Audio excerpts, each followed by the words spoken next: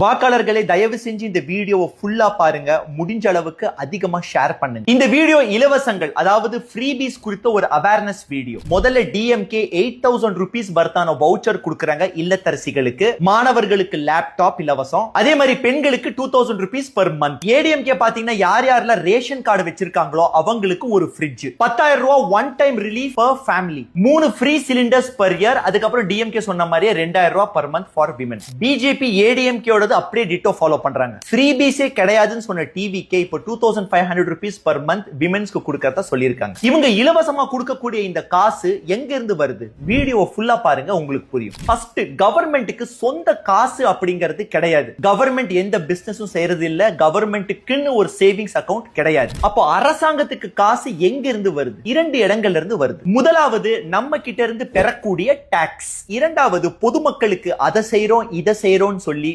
மக்களின் பேரில் வாங்கக்கூடிய லோன்ஸ். தமிழ்நாடோட அவுட்ஸ்டாண்டிங் டெட், அதாவது கடன் 10.71 லட்சம் கோடி. ஒரு உதாரணத்துக்கு, இந்த கடன் தொகையை தமிழ்நாடு அரசு ஒவ்வொரு மக்கள் மேலும் பாகுபாடு இல்லாம பிரிச்சாங்கன்னா தலா ஒண்ணுக்கு 1,40,000 ரூபாய் வருது. நேத்து பிறந்த குழந்தையும் 1,40,000 ரூபாய்க்கான ஒரு கடனாளி தான். 2026-27 தமிழ்நாடு அரசு 1.79 லட்சம் கோடிகள் கடன் வாங்க திட்டமிட்டு இருக்கு. அதே வருஷம் இது எவ்வளவு திருப்பி செலுத்த திட்டமிட்டு இருக்குன்னா 60,141 கோடிகள் திருப்பி கட்டுறதா முடிவு பண்ணிருக்காங்க. கிரெடிட் கார்டு வாங்கி அதை ஃபுல்லா ஸ்வைப் பண்ணி முடிச்சிட்டு ரீபே பண்ணணும் அப்படின்னு நினைக்கும் போது கையில காசு இருக்காது. அப்போ மினிமம் டியூ பே பண்ணுவாங்க. இந்த மினிமம் டியூ பே பண்ணும்போது அசல்ல இருந்து 1 பைசா மைனஸ் ஆகாது. மினிமம் டியூ ஏன் கட்டுறாங்க அப்படின்னா, மறுபடியும் அவன் போன் பண்ணி நம்ம கால் பண்ண கூடாது அப்படிங்கிறதுக்காக நாம கொடுக்கும் ஒரு விலை. இது நம்ம எல்லாருக்குமே தெரியும். 2023-24 தமிழ்நாடு அரசு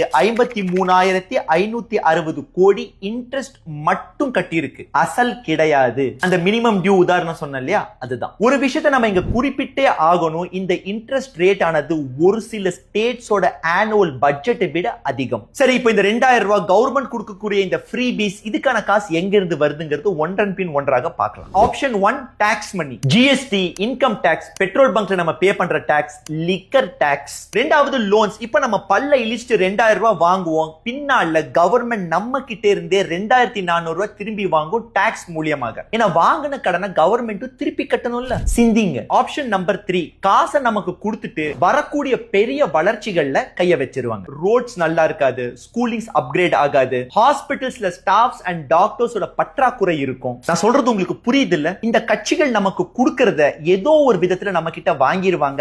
இல்லன்னா அத்தியாவசிய வளர்ச்சியில கைய வைப்பாங்க. வச்சுதான் ஆகணும். அதுதான் யதார்த்தமும் கூட. நீங்க இந்த எல்லா பார்ட்டிஸையும் கூர்ந்து கவனிங்க. இவங்க அதிகப்படியா ஃபோக்கஸ் பண்றது ஹவுஸ் வைஃப்ஸ், அதுவும் மிடில் கிளாஸ் ஹவுஸ் வைஃப்ஸ். ஏன்னா இவங்களை கன்வின்ஸ் பண்றது ரொம்ப ரொம்ப ஈஸி. 10 பேர் இருக்கிற ஒரு குரூப்ல 2 பேர் ஒரு விஷயத்தை திரும்ப திரும்ப சொல்லும் போது அந்த 10 பேரும் ஈஸியா கன்வின்ஸ் ஆயிருவாங்க. அவங்க கன்வின்ஸ் ஆனா ஹோல் ஃபேமிலியும் கன்வின்ஸ் ஆகும். இதுதான் மெயின் அவங்க ஹவுஸ் வைஃப்ஸை டார்கெட் பண்றதுக்கான காரணமே. பார்ட்டிஸ்க்கு ஜால்ரா அடிக்கிறவங்களுக்கு இதெல்லாம் சாதாரணம், இது எல்லாம் ஓகே வந்து முட்டு கொடுப்பாங்க. பட் பொதுமக்கள், சாதாரண பொதுமக்கள் சிந்திச்சு பாருங்க. ஃபைனலா ஒரு விஷயம் சொல்றேன். சலுகைகள் பெருமை கிடையாது, சலுகைகள் வளர்ச்சி கிடையாது. ஓட்டு போடும்போது சிந்தித்து ஓட்டு போடுங்க.